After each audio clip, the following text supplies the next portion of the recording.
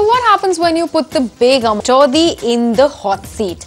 Well, you get some pretty quotable quotes and some very candid confessions. So that's exactly it as we get you Kareena Kapoor Khan Unplugged. So if I'm talking about natural beauty, apart from you, who would you bracket in this particular slot?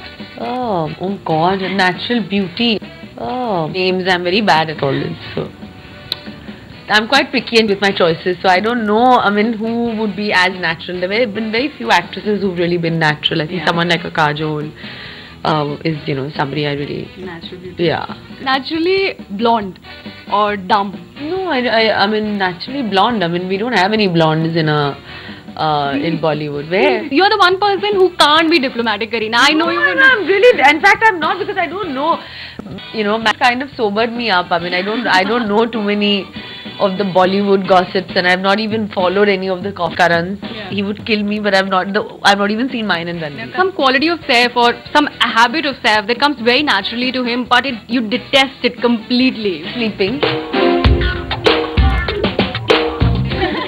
Yeah, he's a Nawab, so he loves to sleep, he loves to relax, and that's his thing. If he had his way on a day off, but that's because he's been working really hard of late. A habit of yours that he doesn't like, really comes to you but he doesn't like. Oh, my habit?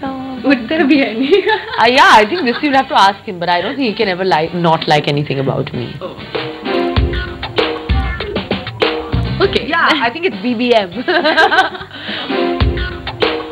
Yeah, because he's like always on your phone, okay, and because I'm always chatting with my girlfriends. Something that naturally comes when you really, really love. He has a reason for everything, and he's very understanding when it comes to whether it's understanding things about me or himself. So that's a really good quality I feel to have in a person. I just do this. This is all we do, and now we sit. Coming up.